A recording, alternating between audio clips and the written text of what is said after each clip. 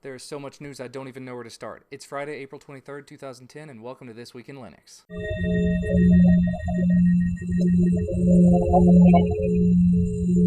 I forgot to mention it last week, there's a company called EditShare that's going to be open sourcing its Lightworks video editor. As you all know, I'm an avid supporter of Kdenlive, but there have been some bugs with it lately. If Lightworks is half as good as it looks and it has some decent plugins for it, I'm probably going to be switching whenever it open sources. In other news, Microsoft is evil.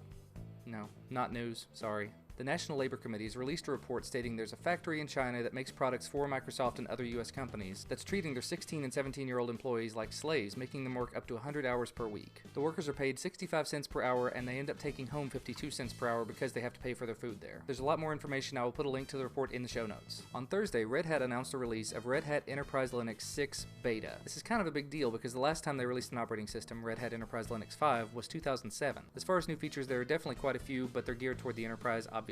The beta is available for public download. I will put a link in the show notes. In some sad news, earlier this week, Jono Bacon announced that he's going to be stepping down from his position as co-host on Floss Weekly. Floss Weekly being a show run on the This Week in Tech network by Leo Laporte. There was a time scheduling issue and he just can't make the filming for it anymore. They're going to be sorry to see Jono go, but hopefully they'll find a great co-host to replace them. I'd say they've already found a co-host, but if they haven't, I am definitely available. In some unprecedented news, the White House has announced that they're going to be releasing 4 Drupal modules based on the stuff they're using on whitehouse.gov.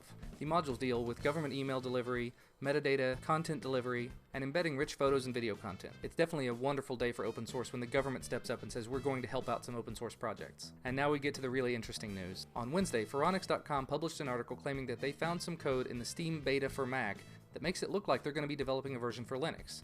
A lot of us were looking forward to that, a lot of us really hoped it was going to happen, and now it looks like it might.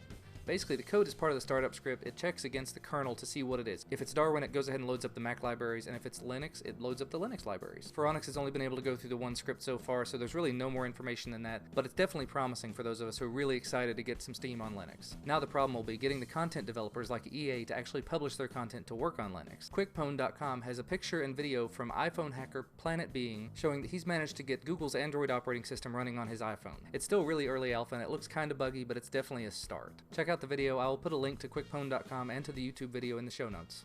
And the last story is a very heartwarming one. Wil Wheaton posted an advocacy story on his blog on Thursday. Basically, he runs Mac on most of his computers in his home, and when Snow Leopard came out, his scanner stopped working.